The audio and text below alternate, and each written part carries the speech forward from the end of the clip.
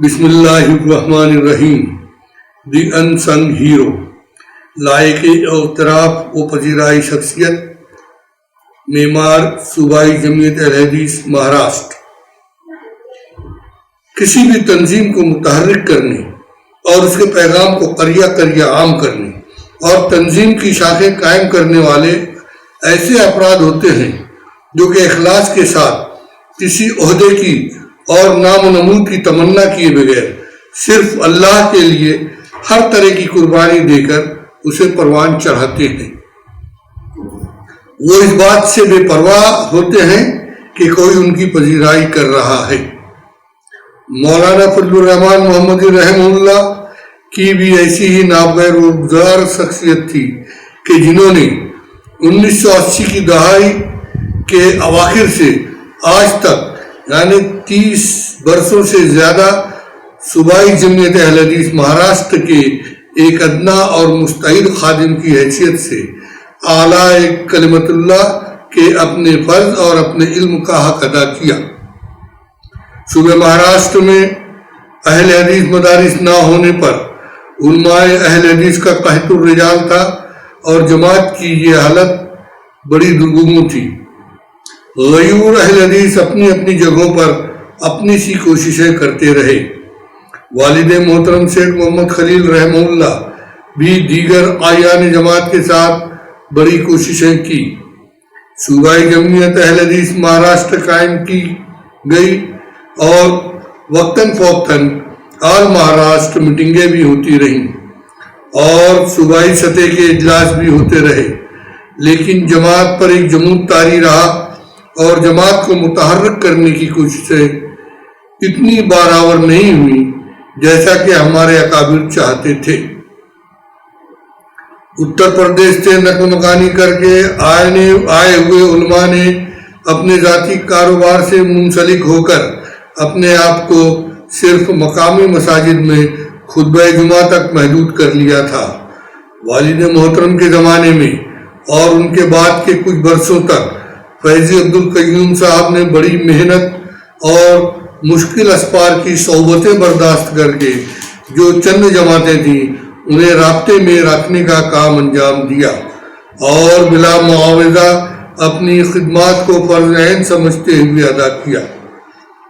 جامعہ محمدیہ منصورہ سے فراغت کے بعد مولانا فضل الرحمان محمدی رحمہ اللہ جماعت سے منسلک ہوئے اور زائد از 30 سال انہوں نے اخلاص سے اور ہر طرح کی قربانی دے کر جماعت کو متحرک کرنے کا کارنامہ انجام دیا.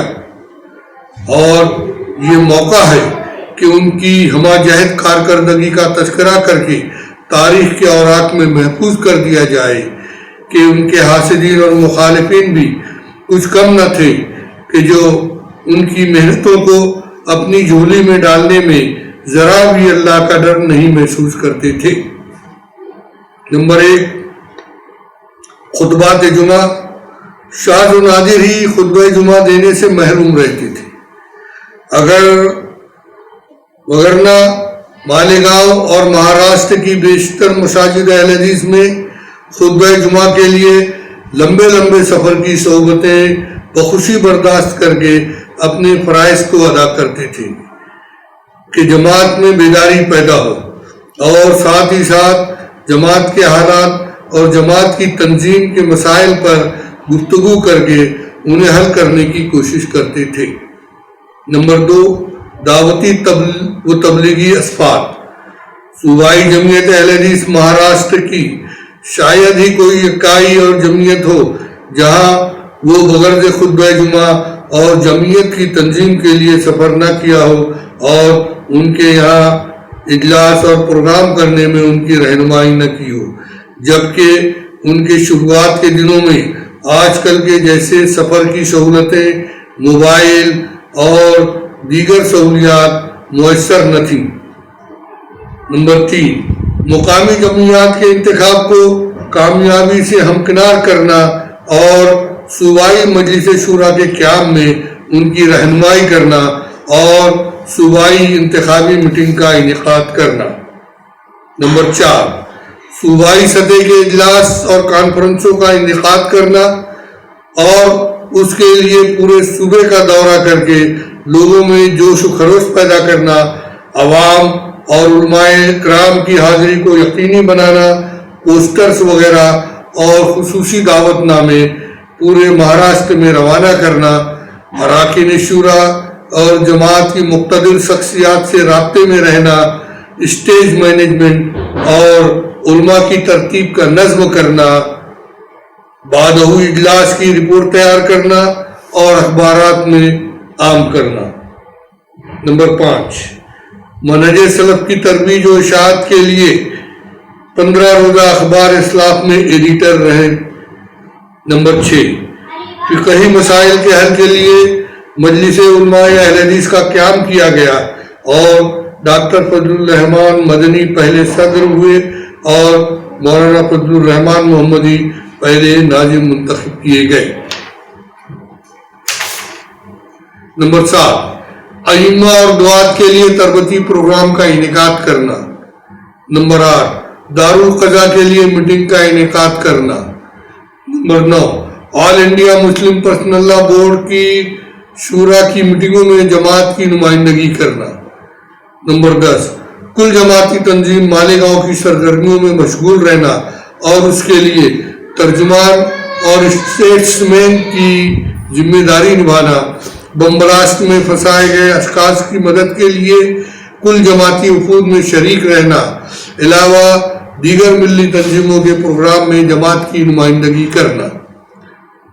نمبر 11، تفسیر احسن البیان اردو سے مراٹھی ترجمے میں میرے یعنی ڈاکٹر سعید احمد فیضی اور رشید پٹھان سر کے ساتھ کم و بیش 3 سال تک باقاعدگی سے اس کی جانچ اور تصحیح کا کام انجام دینا۔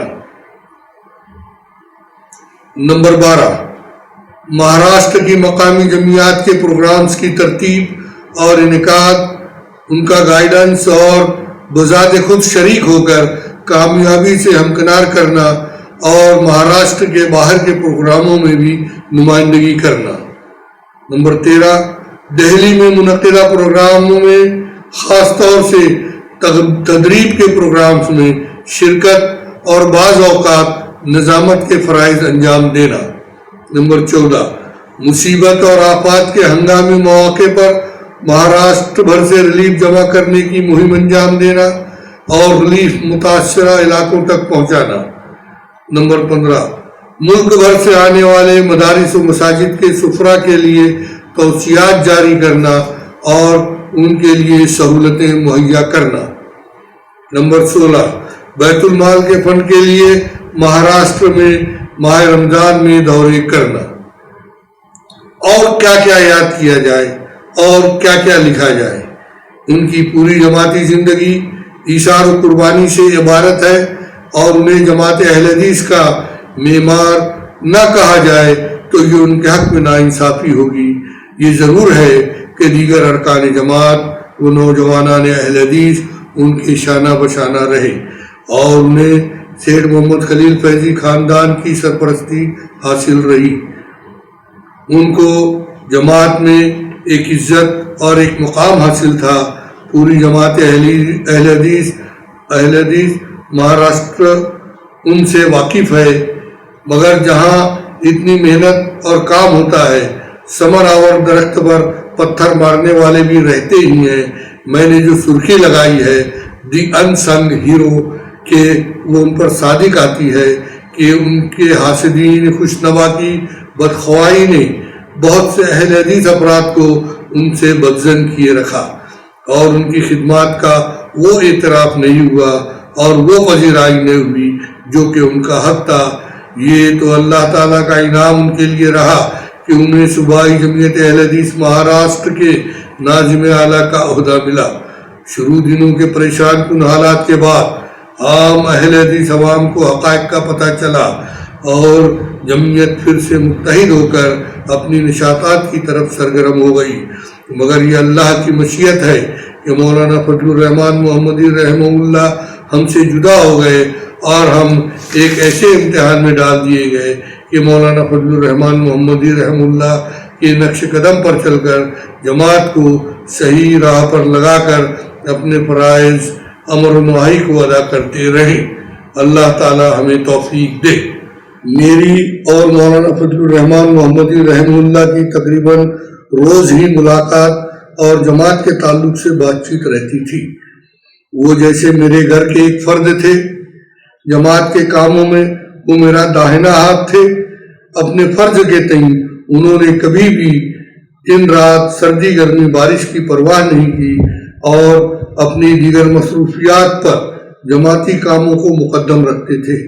یہ میرے لیے اور جماعت کے لیے ایک بہت ہی صبر آزما اور امتحان کا وقت ہے کہ اب مستقبل میں ہم ایسا کہاں سے لائیں کہ انسا کہیں، جسے اللہ تعالیٰ سے دعا ہے کہ اللہ تعالیٰ ہمیں ان کا نعم البدل عطا فرمائے، آمین۔ اللہ تعالیٰ غفور الرحیم سے دعا ہے کہ ان کی سیئات کو حسنات سے بدل دے، ان کے حسنات کو قبولیت عطا فرما کر ان کے لیے ذخیرہ آخرت بنائے۔